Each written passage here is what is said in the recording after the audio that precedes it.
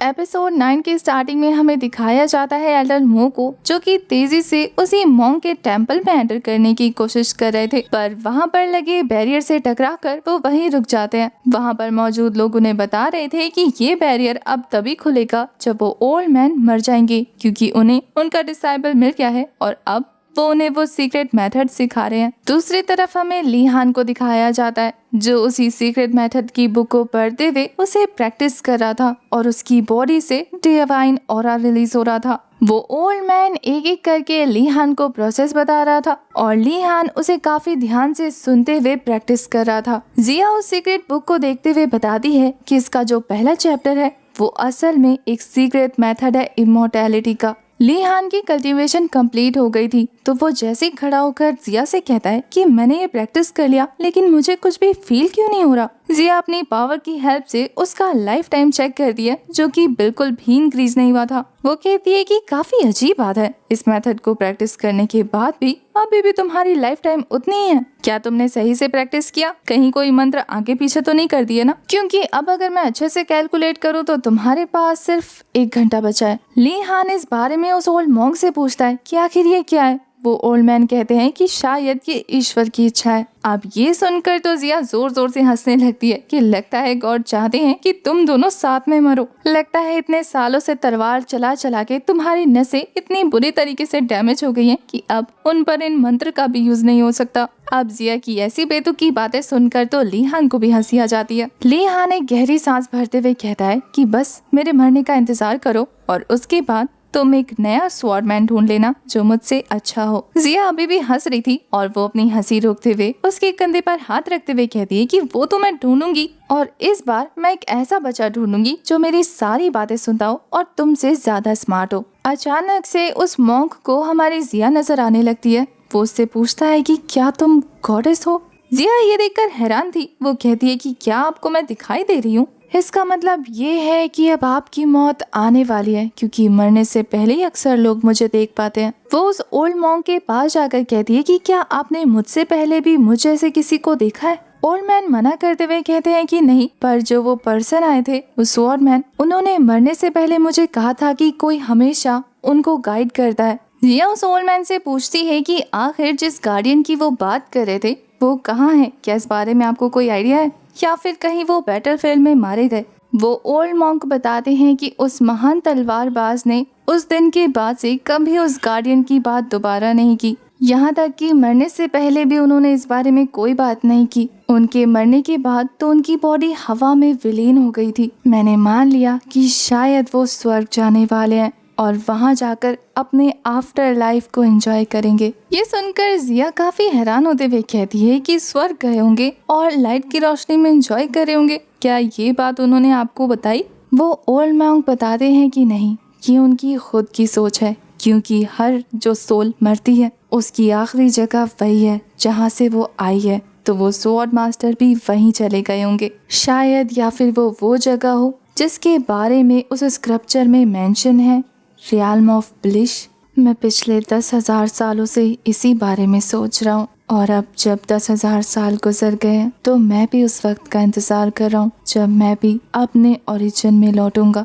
वो जिया को देखते हुए कहते हैं कि गॉडेस, क्या तुम मुझे वहाँ ले जाने आई हो? क्या मेरे मरने के बाद तुम मुझे अपने साथ ले जाओगी? ये सुनकर जिया मुस्कुराते हुए कहती है कि हाँ बिल्कुल, मैं इसीलिए तो यहाँ हूँ।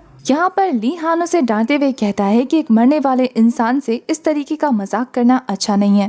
पर जिया कहती है कि तुम भी तो मरने वाले हो, आखिर तुम्हें किसने हक दिया मुझे रोकने का? ये बोलने के बाद जिया उस ओल्ड मैन के सर पे हाथ रखती है, जिससे वो ओल्ड मॉन्क अपने ही इनर वर्ल्ड में चला जाता है। वो अपने इनर वर्ल्ड से वापस आने के बाद काफी बुरी तरीके से डरा हुआ था। उसने जो देखा उसे अपनी आंखों पर यकीन नहीं हो रहा था। उसे इस तरीके से डरता देखकर ली हान कहता है कि आपने जो भी देखा वो आपका इनर वर्ल्ड है, और मैं यकीन से कह सकता हूँ कि आपने जैसा भी देखा होगा वो काफी खूबसूरत था। वो ओल्ड मॉन्क ली हान को बताते हैं कि उन्होंने अपने इनर सी में एक पैराडाइज देखा, यानी कि उनका अंतर्मन इतना ज्यादा साफ है जहाँ कोई छल कपट नहीं है। ये एहसास होते ही कि अब उनका वक्त आ गया है, वो खामोश हो जाते हैं। उन्हें एक बार फिर से ऐसे शांत देखने के बाद जिया हंसते हुए कहती है कि ये ओल्ड मॉन्क हमें फिर से डराने की कोशिश कर रहे हैं। ली हान, इन्हें बताओ कि अब ये चाल दोबारा नहीं चलने वाली। ली हान कहता है कि गौर से देखो, क्या तुम्हें ये मजाक करते हुए लग रहे हैं? तभी अचानक से उस ओल्ड मॉन्क की बॉडी से एनर्जी रिलीज होना शुरू हो गई थी।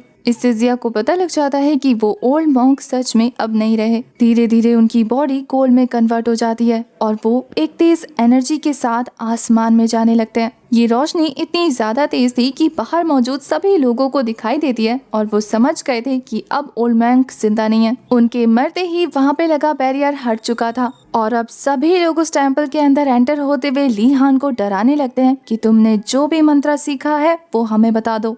ली हान वापस से अपना मास्क पहनते हुए कह रहा था कि मैं मरने से पहले तुम लोगों को तो निपटा ही सकता हूँ। ये बोलकर वो उस बंदे को स्वॉर्ड से काट डालता है जो उसकी तरफ तेजी से बढ़ रहा था। ली हान की बॉडी से एक पर्पल कलर की एनर्जी रिलीज होने लगती है और वो एनर्जी एक फ्लावर में कन्वर्ट हो गई थी और जैसे ही वो पर्सन मरता है उसकी लाइफ एसेंस उस फ्लावर पेटल में अब्जॉर्व हो जाती है। जिया ये देखकर हैरान थी कि आखिर अचानक से ली हान की लाइफ बढ़ कैसे गई, क्योंकि पहले तो वो 1 दिन बढ़ी थी, फिर अचानक से वो 2 दिन और फिर अचानक से 3 दिन हो जाती है। ये देखकर जिया को सारा माजरा समझ आ गया था। ये लाइफ एसेंस एब्जॉर्व करने के बाद ली हान की बॉडी से पर्पल फ्लेम रिलीज होने लगता है। जिया ये चेक करने के लिए कि क्या जो वो सोच रही है वो सच है, वो उस डेड बॉडी के पास जाकर चेक करती है तो पता लगता है कि वो जवान इंसान अचानक से बूढ़ा हो गया है और वो ली हान को बताती है कि ये मैजिक तब काम करता है जब आप किसी और को मारकर उसके लाइफ को चुरा लेते हैं। अब तो वो ये भी समझ गई थी कि आखिर वो ओल्ड मॉन्क हजारों सालों तक जिंदा कैसे रहा, क्योंकि उसके आसपास मौजूद लोग मर चुके थे और उसके आसपास मौजूद पेड़ पौधे पत्तियां सब बेजान थे। इसका मतलब ये था कि वो ओल्ड मॉन्क और कुछ नहीं बल्कि अपने आसपास के एनवायरनमेंट को एब्जॉर्व कर रहा था। और उस तलवारबाज याओ मू ने भी ओल्ड मॉन्क को इसीलिए उस जैसे बंदे को ढूंढने को कहा था, क्योंकि उसे पता था कि अगर वो एक तलवारबाज नहीं होगा तो वो दूसरों को मारे बिना इस मेथड को यूज नहीं कर सकता। सभी लोग तेजी से ली हान पर अटैक करने के लिए उसकी तरफ आ रहे थे, क्योंकि उन्हें पता नहीं था कि वो अपनी मौत की तरफ जा रहे हैं। ली हान बिना 1 मिनट भी वेस्ट किए उन सभी को मारकर उनके लाइफ एसेंस को एब्जॉर्व करता है। ये करने में तो अब उसे काफी ज्यादा मजा आ रहा था। वो कहता है कि जितने ज्यादा लोग आ सकते हो आओ, मुझे तुम लोगों की लाइफ चाहिए। वो गाजर मूली की तरह सबको काटते जा रहा था और जिया इस चीज को एंजॉय कर रही थी। वो ताली बजाते हुए कहती है कि क्या बात है, तुम्हारी लाइफ तो सच में काफी ज्यादा इंक्रीज हो गई है। ये तो सच में काफी ज्यादा मजेदार है कि तुम जितने लोगों को मारोगे उतनी ज्यादा तुम्हारी लाइफ इंक्रीज होगी। इसका मतलब तो ये है कि तुम्हारे हाथ खजाने की चाबी लग गई है। ये सीक्रेट मेथड तो तुम्हारे लिए सच में काफी परफेक्ट है। ली हान अब तक इतना ज्यादा क्रूअल बन गया था कि वो लोगों की गर्दन तोड़कर उनके पेट को फाड़कर उन्हें मारने लगता है। वहाँ पर मौजूद 2 लोग अपने सेट का सीक्रेट मेथड यूज कर रहे थे, जो कि थे सन मून कोर और सोल एब्जॉर्बिंग फैन। ये अटैक इतने ज्यादा पावरफुल थे, लेकिन फिर भी ली हान अब तक इतना ज्यादा डेविलिश हो चुका था। वहीं उसके पास उसकी ब्लड स्वॉर्ड भी मौजूद थी, जो कि एक खून की प्यासी स्वॉर्ड है, और वो अपना रेड डेमोनिक ऑरा रिलीज करते हुए उन लोगों को मार डालता है। उसके इस अटैक से हिट होकर तो एक बंदे की ऑन द स्पॉट मौत हो जाती है, पर जो इस अटैक से भी जिंदा रह गया था, ली हान उसकी छाती पर पांव चढ़ाते हुए कहता है कि तुम जिंदा रहना डिजर्व नहीं करते। वो बंदा तो ली हान से अपनी जान की भीख मांग रहा था, पर ली हान काफी बुरी तरीके से उसकी बॉडी से उसका कोर निकाल लेता है, जिससे धीरे धीरे वो बंदा बूढ़ा होकर मर चुका था। वहाँ और भी काफी सारे लोग थे जो ये नजारा अपनी आंखों के सामने देखकर काफी ज्यादा डर जाते हैं। वहीं वहाँ पर मौजूद वो एल्डर उन सभी को भड़का रहा था कि तुम किससे डर रहे हो, हम लोग काफी ज्यादा हैं, हम जाकर उसे मार सकते हैं। उस एल्डर की तरफ से ये हिम्मत मिलते ही वो सभी एक साथ ली हान की तरफ बढ़ने लगते हैं। वहीं ली हान अपने खूनी खेल को अभी भी अंजाम दिए जा रहा था। उसकी स्वॉर्ड बिना रुके वहाँ पर मौजूद लोगों का नामो निशान मिटाती जा रही थी, और ये सब कुछ हो रहा था उसी ओल्ड मॉन्क की मूर्ति के आगे। ली हान की आवाज बदल जाती है, उसका बिहेवियर चेंज हो जाता है। वो काफी ज्यादा डेमोनिक लग रहा था। उसकी हंसी इतनी ज्यादा डरावनी थी कि लोग उससे डरकर दूर भाग रहे थे, पर वो उन्हें छोड़ नहीं रहा था। जिया ली हान को बिना रुके इस तरीके से लोगों को मारता देखकर गौर से ऑब्जर्व कर रही थी। वहीं वो एल्डर जो अब तक सबको भड़का रहा था, वो भी ये देखकर हैरान था कि ली हान धीरे धीरे और ज्यादा पावरफुल हो रहा है। उसकी बॉडी का ऑरा, उसकी पावर धीरे धीरे ज्यादा इंक्रीज हो रही है। वो ओल्ड मैन यही समझने की कोशिश कर रहा था कि क्या वो सीक्रेट टेक्निक इतनी ज्यादा इफेक्टिव थी कि उसने इसे इतना पावरफुल बना दिया, या फिर बात कुछ और है। ली हान का खूनी खेल अभी तक बंद नहीं हुआ था, वहीं उसका लाइफ कोर पूरी तरीके से भर चुका था। जिया ये सब देखकर ली हान को रुकने को कहती है, क्योंकि उसने काफी जिंदगी हासिल कर ली है। वो ली हान को वार्न भी करी थी कि हद से ज्यादा यूज मत करो इसका, कि तुम्हें ये डैमेज करने लगे। पर ली हान इतना ज्यादा गुस्से में था कि उसकी आंखों का कलर चेंज हो जाता है। जिया ये देखकर हैरान थी कि ली हान को कोई कंट्रोल कर रहा है। ये सब ली हान खुद से नहीं कर रहा। और वो कहती है कि जैसा सोचा था, इस दुनिया में कुछ भी फ्री नहीं है, हर चीज की कीमत चुकानी पड़ती है। ली हान ने एक साथ इतने लोगों को मार लिया और इतना लाइफ कोर जमा कर लिया, जिसकी वजह से अब ये पावर उस पर हावी हो चुकी है और उसका दिमाग काम नहीं कर रहा। अब उसका खुद से रुकना तो बहुत ज्यादा मुश्किल है। ली हान के हाथों मरते हुए लोगों को देखकर एक बंदा अपनी जान बचाकर भाग रहा था, जहां वो भागते भागते उसी ओल्ड मॉन्क की बॉडी के पास पहुंच जाता है, जो अब स्टैचू में कन्वर्ट हो गई है। पर ली हान इस चीज का ख्याल नहीं करता, बल्कि उस इंसान को मारते हुए उसके खून के छींटे उस स्टैचू पर भी गिरा देता है। हमें उस स्टैचू को गौर से दिखाया जाता है, पता नहीं इसका अभी सीन से क्या कनेक्शन है। ली हान भी उस स्टैचू को गौर से देख रहा था, पर अभी वो कोई इमोशन फील नहीं करता, बल्कि खुद को शांत करते हुए ये कहकर निकल जाता है कि आज के लिए इतना बहुत है। वो और किसी को मारना नहीं चाहता था, इसलिए जैसे ही लोग तेजी से उसकी तरफ बढ़ते हैं, वो वहाँ से एस्केप कर जाता है। पर वो लोग भी उसका पीछा छोड़ने को तैयार नहीं थे, वो भी उसके पीछे पीछे निकल जाते हैं। वहीं हमें अभी भी गौर से उस मॉन्क के स्टैचू को दिखाया जाता है, जिसके प्लेस से थोड़ी ही दूर पे एक खिला हुआ फूल मौजूद था। इसका मतलब जिया सही थी कि वो ओल्ड मॉन्क इन्हीं फ्लावर्स का यूज करके अपनी जिंदगी को बढ़ा रहा था।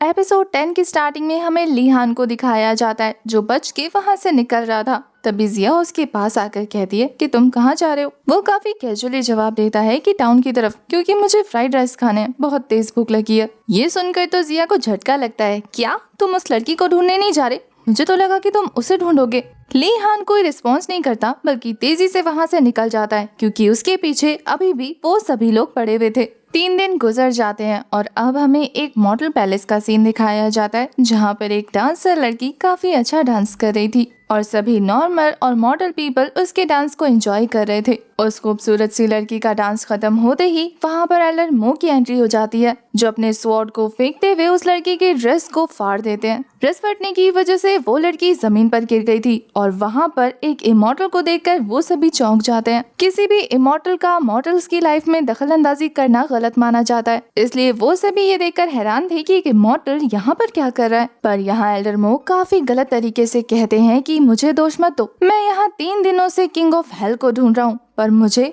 ढूंढने के बाद भी वो नहीं मिला। और अब मैं इतना ज्यादा गुस्सा हूँ और फ्रस्ट्रेट हो चुका हूँ कि अब मुझे अपना गुस्सा उतारना है, और इसके लिए मॉडल पैलेस से अच्छी जगह और कौन सी हो सकती है। ये बात सुनकर तो वो लड़की काफी ज्यादा डर चुकी थी, इसलिए वो अपनी जान बचाकर वहाँ से भागने की कोशिश करती है। पर एल्डर मो उसकी ड्रेस को पकड़कर काफी बुरी तरीके से हंस रहे थे। आसपास के लोग उस लड़की की हेल्प करने की बजाय उसे ही नसीहत देने लगते हैं कि इमॉर्टल काफी ज्यादा खतरनाक होते हैं, तो तुम उनकी बात मान लो, वरना सभी मॉर्टल्स की जान खतरे में आ जाएगी। ये बात सुनकर तो वो लड़की और भी बुरी तरीके से डर गई थी, इसलिए वो अपने ड्रेस को फाड़ते हुए वहाँ से निकल जाती है और ये बेशरम इंसान उसकी फटी हुई ड्रेस को स्मेल करके हंसने लगता है। वो लड़की अपनी जान बचाने के लिए बाहर भाग गई थी, पर वो एक शिकारी कुत्ते की तरह उसका पीछा करने लगता है, जहाँ वो उस पर अटैक करने ही वाला था कि उससे पहले ही एक मास्क गर्ल अपीयर होकर उसे पत्थर से हिट कर देती है। पत्थर से हिट होने की वजह से वहाँ पर काफी बड़ा ब्लास्ट हो गया था और इसी ब्लास्ट का सहारा लेते हुए वो दोनों लड़कियां छुप जाती हैं।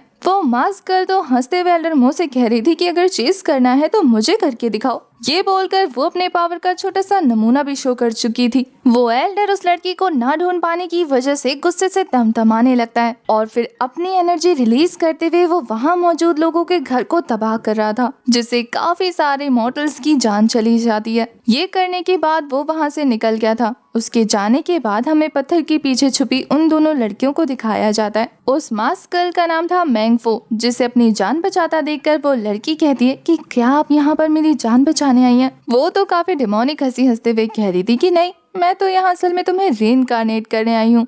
ये बोलकर वो अपने पास से खंजर निकालती है और इसके बाद क्या होता है ये हमें नहीं दिखाया जाता। प्रोबेबली मैंगफो ने उस लड़की को मार दिया होगा, क्योंकि नेक्स्ट सीन में हमें वो उस लड़की के साथ एक जगह जाती हुई दिखती है जो काफी सुनसान इलाका था और वहाँ दूर दूर तक इंसानियत का कोई नामो निशान नहीं था। वो एक लेक साइड पहुंचकर पत्थर पे लिखी जगह का नाम पढ़ा रही थी। वो जगह इतनी मिस्टीरियस थी और उसका नाम था शिकावा फेरीलैंड। वहाँ पहुंचकर मैंगफो उस लड़की से कहती है कि हम यहाँ आ गए, तुम बोट में जाकर मेरा इंतजार करो। इससे पहले कि वो लड़की बोट में जा पाती, तभी बोट से आवाज आती है कि तुम दोनों ने मुझे सच में काफी इंतजार कराया। ये आवाज हमारे ली हान की थी, जिसे सुनने के बाद मैंगफो तेजी से उसकी तरफ बढ़ती है अटैक करने के लिए, पर ली हान काफी इजीली उसके बबल अटैक को डिस्ट्रॉय कर देता है और इससे पहले कि मैंगफो अपने हैंड से उसके मास्क को हटा पाती, वो उसके हाथ को मरोड़कर उसे बोट से नीचे फेंक चुका था, ऐसा हमें लगता है। पर जब क्लोजअप सीन दिखाया जाता है तो पता लगता है कि ली हान ने उस लड़की को बचा लिया है और वो लड़की ली हान को देखकर मुस्कुराते हुए कहती है कि आपके स्किल्स तो काफी इम्प्रूव हो गए हैं बॉस।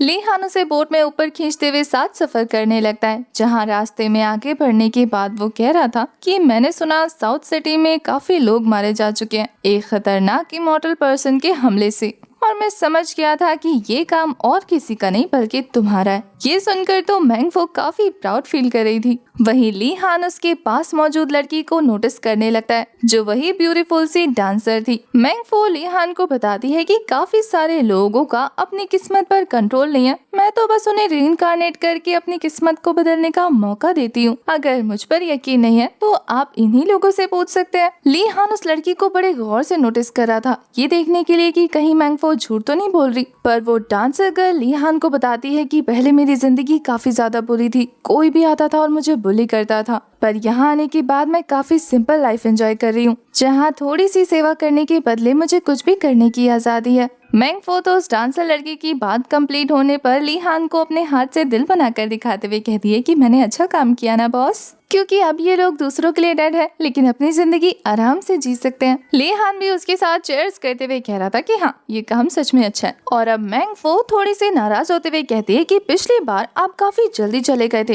पर इस बार मैं आपको इतनी आसानी से नहीं जाने देने वाली, मैंने आपके लिए कुछ प्रिपरेशन की है। ये बोलकर वो वाइन के 2 बड़े बड़े जार निकाल कर दिखाती है। वो चाहती थी कि ली हान उसके साथ ये वाइन जार्स खाली करे। पहले तो ली हान उन जार्स को देखकर डर जाता है और फिर कहता है कि क्या इनके साथ कुछ खाने को नहीं है। ये सुनकर तो मैंगफो उसके सामने कढ़ाई भर के फ्राइड राइस रख देती है। उसे भूख तो पहले से ही लगी थी, अब इतना सारा खाना देखकर तो वो अकेले इस खाने पर टूट पड़ता है। मैंगफो को पता लग गया था कि ली हान की लाइफ बढ़ गई है। वो उससे कहती है कि कितनी बड़ी है इस बार। ली हान खाना खाते हुए उसे बताता है कि तुमने उस फेरीलैंड के इंसिडेंट के बारे में तो सुना ही होगा। ये सुनकर मैंगफो समझ जाती है कि ली हान उसे मॉडल मॉन्क से मिलकर आया है, तो अब उसकी लाइफ कितनी भी बढ़ सकती है। ये सुनकर वो वाइन पीते पीते कंफ्यूज होते हुए कह रही थी कि पता नहीं अब ये सुनकर मैं तुम्हें अनलकी समझूं या दुनिया का सबसे लकी पर्सन समझूं। पर ये सुनकर वो अपने बॉस के लिए काफी ज्यादा खुश थी, पर वो इतनी ज्यादा ड्रंक थी कि सही से कॉन्ग्रेचुलेट भी नहीं कर पाती। ली हान को ही उसके सेंटेंस को कंप्लीट करना पड़ता है, पर उसने उस पूरी कढ़ाई को चाट के साफ कर दिया था।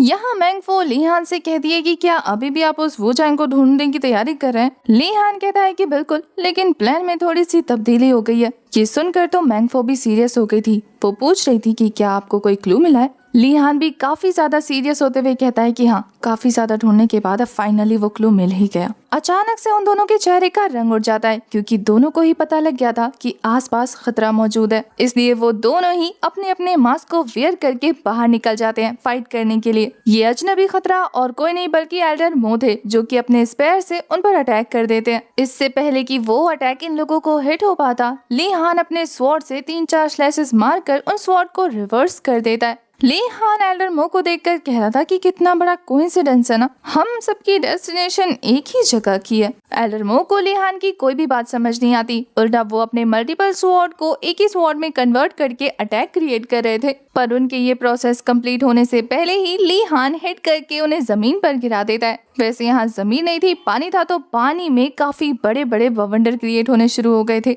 और वो एल्डर धीरे धीरे उन बवंडर्स में ट्रैप हो रहा था। अब मैंगफो अपनी पावर का यूज करते हुए एल्डर मो को अनकॉन्शियस कर देती है और वो तेजी से नीचे की तरफ गिर रहे थे। उनके पानी में गिरने के बाद यहाँ ली हान और मैंगफो अपने सफर को कंटिन्यू कर रहे थे। यह श्योर करने के बाद कि अब कोई भी उनके पीछे नहीं लगा, वो चुपचाप आगे का सफर तय करते हैं। हमें यून हाई पवेलियन में डिल्यूजन पीक का सीन दिखाया जाता है, जहाँ एक मास्टर अपने 2 डिसाइपल्स के साथ मिलकर लैंग हुआन को काफी बुरा भला बोल रही थी। उस मास्टर के स्टूडेंट्स लैंग हुआन से कहते हैं कि क्या तुम्हें सच में लगता है कि तुम यहाँ की पीक मास्टर हो? पर उसकी मास्टर उस स्टूडेंट को चुप कराते हुए कहती है कि भूलो मत, वो अभी भी तुम्हारी सीनियर है और सीनियर से इस तरीके की बकवास नहीं करते। वैसे भी डिल्यूजन पीक के प्रीवियस मास्टर तुम्हारे मास्टर थे, तो उनके बारे में इतना ज्यादा डिसरिस्पेक्टफुल होने की जरूरत नहीं है। और फिर वो लैंग हुआन से कहती है कि उनके मरने के बाद तुमने काफी सालों तक खुद को अलग रखा। हालांकि तुम अभी तक ऑफिशियली यहाँ की पीक मास्टर नहीं बनी हो, लेकिन अभी मास्टर ने तुम्हें पीक मास्टर लैंग कहकर पुकारा है, तो इसका मतलब ये है कि अब तुम्हें डिसाइपल्स को रिक्रूट करना होगा, जबकि तुम इतने सालों से अपनी जिम्मेदारियों से भागते हुए आ रही हो। अगर तुमने अभी हमारी बातों को नजरअंदाज किया और किसी डिसाइबल को हायर नहीं किया, तो हमें न चाहते हुए भी तुम्हें सेक्ट से बाहर निकालना होगा। हम इतने सालों से तुम्हें स्टूडेंट्स हायर करने को कह रहे हैं, लेकिन तुम्हारे कानों में हमारी बातें जाती कहाँ हैं? एक साथ हजारों मास्टर तुम्हारे खिलाफ होते जा रहे हैं, हम किस किस का मुंह बंद कराएंगे? इतने सालों में एक भी डिसाइबल्स तुम्हारे साइड में नहीं है। ये सुनकर तभी पीछे से ली हान की आवाज आती है, जो कहता है कि कौन कहता है कि इनके पास डिसाइबल नहीं है। ये सुनते ही वो तीनों काफी ज्यादा हैरान थे। वहीं लैंग हुआन का भी यही हाल था। वो भी चेक करने लगती है कि आखिर ये कौन है। यहाँ इन तीनों को पता लग जाता है कि ली हान उनका प्रीवियस मास्टर बनने वाला था, पर अभी तक बना नहीं। ये लड़का ली हान के बारे में भी बकवास शुरू करता, उससे पहले ही ली हान अपनी पावर रिलीज करके उसे दीवार से टकरा देता है, जिससे उस बंदे के साथ साथ वहाँ पर दीवार की भी हालत खराब हो चुकी थी। ली हान का ये रूड बिहेवियर देखकर दूसरा वाला स्टूडेंट भी कुछ बोल ही पाता, उससे पहले ही ली हान अपने स्वॉर्ड से उसका काम तमाम कर देता है। ये अटैक इतना ज्यादा तेज था कि किसी को सोचने का मौका ही नहीं मिलता। वहीं ली हान अब सेक्ट मास्टर की स्वॉर्ड को उस टीचर के कंधे पर रखते हुए कह रहा था कि तुम्हें ये स्वॉर्ड याद है ना? जिस पर डरते हुए वो टीचर कहती है कि हाँ। ली हान काफी गुस्से में कहता है कि ठीक है, जाकर उस बंदे को बता देना जिसने तुम्हें यहाँ भेजा है कि मेरे और इस डिल्यूजन पीक मास्टर के बीच के मैटर के बारे में दखलंदाजी करने की जरूरत नहीं है। वो काफी ज्यादा गुस्से में था और उसका गुस्सा देखकर वो लड़की तेजी से वहाँ से निकल जाती है। वो लड़की ली हान से इतना ज्यादा डर चुकी थी कि जाते जाते वहाँ से अपने साथियों की लाश भी ले जाती है। दूर से लैंग हुआन ली हान को अपने लिए फाइट करता देख रही थी। ली हान को अपने लिए स्टैंड लेता देखकर उसका दिल पिघल जाता है और अब वो अपने पीक का दरवाजा ओपन करते हुए ली हान से कहती है कि यहाँ पर काफी सारे कमरे हैं, आकर अपने लिए एक पसंद का कमरा चूज कर लो। ये बोलने के बाद वो अपने रूट कैरेक्टर को जारी रखते हुए वहाँ से चली जाती है। ली हान तो उसकी बात पर स्माइल करते हुए कह रहा था कि चलो फाइनली आज रात को बाहर नहीं सोना पड़ेगा, मेरे पास एक पर्सनल कमरा होने वाला है। ली हान को इतना खुश होता देखकर जिया वहाँ पर आते हुए कहती है कि अभी थोड़ी देर पहले तुम काफी ज्यादा एरोगेंट लग रहे थे, पता है, बिल्कुल एक असली पवेलियन मास्टर की तरह। ली हान जिया का ये कॉम्प्लीमेंट सुनकर कहता है कि सच में मैं एक पवेलियन मास्टर लग रहा था। वो तो कहती है कि अब इस बारे में ज्यादा मत सोचो, अब बस ये सोचो कि हमारा फर्स्ट मिशन कंप्लीट होने वाला है। एंडलेस गॉर्डियन की तरफ से उन्हें एक और मिशन मिला था कि उन्हें लिंग यून हाई पवेलियन को अपने अंडर करना है, शायद जिसकी शुरुआत अब ली हान ने कर दी है। ली हान के पीक के अंदर एंटर करने के बाद हमें सेक्ट के इनर गेट का सीन दिखाया जाता है, जहां पर एल्डर मो की बॉडी पड़ी हुई थी, वो भी अनकॉन्शियसली, और जैसे ही वो होश में आते हैं वो खुद को सेक्ट के बाहर ऐसे गिरा पड़ा देखकर यकीन नहीं कर पा रहे थे। उन्हें तो याद भी नहीं था कि आखिर उनके साथ क्या हुआ और वो यहाँ तक पहुँचे कैसे। वो इस बारे में सोच ही रहे थे कि इसी के साथ हमारा ये वाला एपिसोड जाता है खत्म।